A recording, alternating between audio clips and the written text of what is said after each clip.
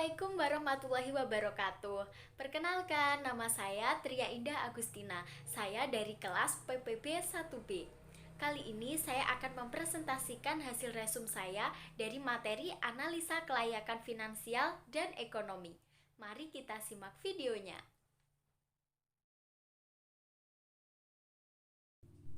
Analisis Net Present Value atau NPV. Yang pertama, analisis kelayakan ekonomi. Kelayakan ekonomi didefinisikan sebagai kelayakan bagi semua pihak yang memanfaatkan, baik langsung maupun tidak langsung, dari suatu pembangunan atau pengembangan suatu sistem transportasi. Dalam kaitannya terhadap analisis ekonomi, manfaat atau benefit yang diperoleh semestinya lebih besar jika dibandingkan dengan biaya atau kos yang dikeluarkan. Oleh karena itu, perhitungan manfaat merupakan faktor vital dalam memutuskan apakah suatu rencana pembangunan atau pengembangan dalam hal ini layak dilaksanakan atau tidak. Yang kedua, analisis kelayakan finansial. Oleh Abu Bakar Iskandar 1997 menjelaskan mengenai finansial dari suatu proyek sistem transportasi transit massal, di mana olehnya dijabarkan bahwa biaya dari proyek ini terdiri atas biaya pembangunan, biaya tanah dan ganti rugi, serta biaya operasi dan maintenance. Sedangkan pengembalian dari proyek ini diharapkan diperoleh dari pendapatan langsung yang dalam hal ini berasal dari pendapatan farebox atau tiket. Dalam analisis yang dilakukan pada penelitian ini, digunakan beberapa nilai yang bisa digunakan sebagai parameter dalam menentukan kriteria penerimaan terhadap suatu investasi, sehingga dapat diketahui layak atau tidaknya suatu proyek.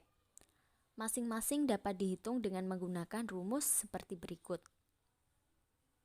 Sedangkan untuk melakukan perhitungan besaran nilai BCR, digunakan rumus sebagai berikut.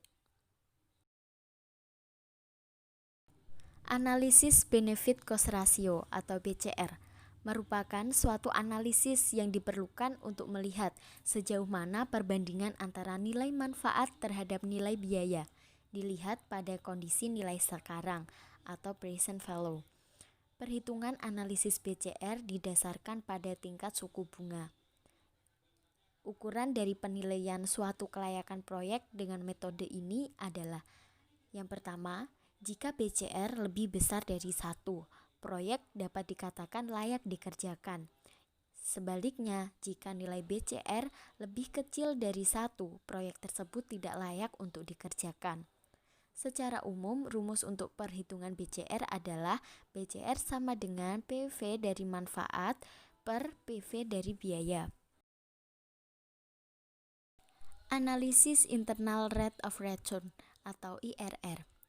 Metode IRR pada dasarnya merupakan metode untuk menghitung tingkat bunga yang dapat menyamakan antara present value dari semua aliran kas masuk dengan aliran kas keluar dari suatu investasi proyek. Maka pada prinsipnya metode ini digunakan untuk menghitung besarnya rate of return yang sebenarnya. Rumus yang digunakan untuk menghitung IRR adalah sebagai berikut. Metode IRR sebagai alat analisis untuk menentukan tingkat pengembalian investasi mempunyai kelebihan dan kekurangan sebagai berikut.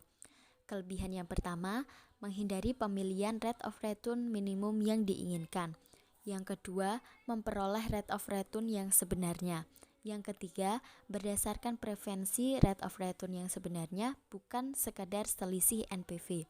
Yang keempat, tidak memiliki beban untuk menginvestasikan kembali seperti yang digambarkan pada metode NPV.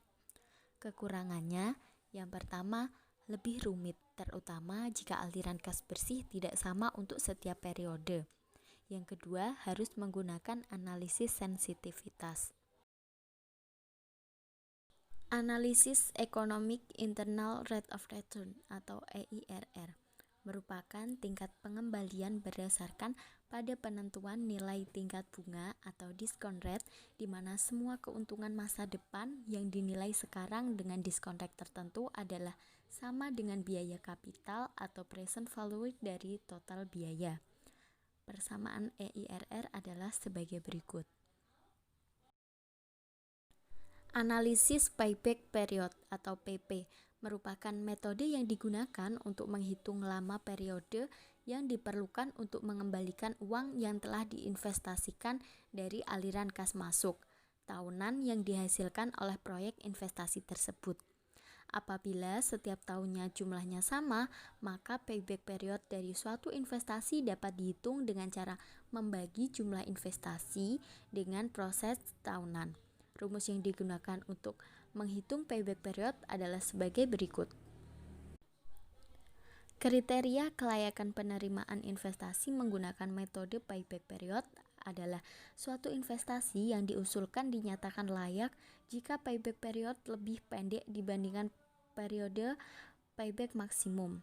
Sebaliknya, jika payback period suatu investasi lebih panjang daripada periode payback maksimum, maka investasi tersebut dinyatakan tidak layak.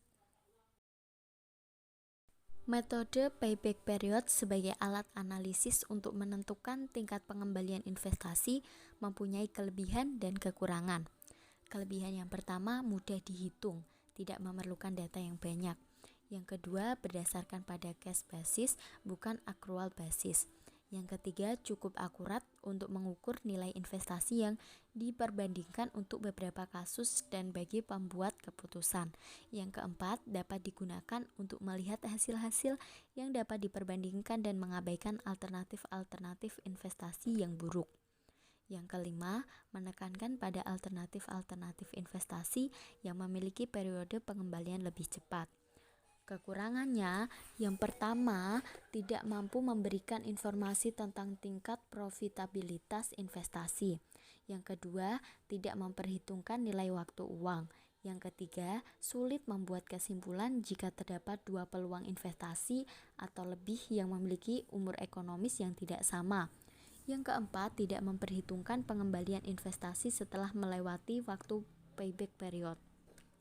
Dengan melihat kelebihan dan kekurangan pada metode payback period, maka metode tersebut cocok digunakan jika dalam kondisi yang pertama, kecepatan informasi atau estimasi nilai pengembalian investasi sangat penting.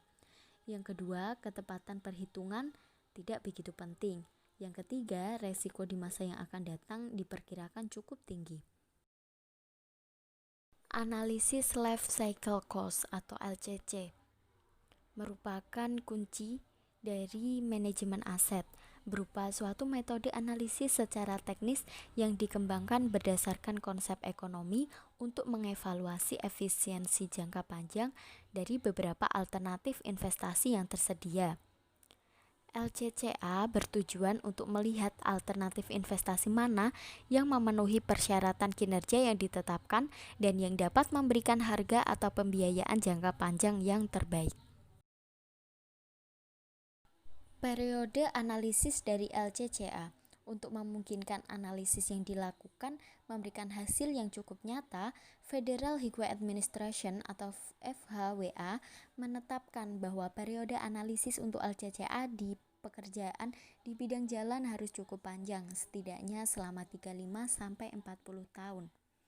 Dengan menetapkan periode analisis yang cukup panjang, maka akan lebih banyak alternatif investasi yang bisa digunakan di dalam analisis LCCA.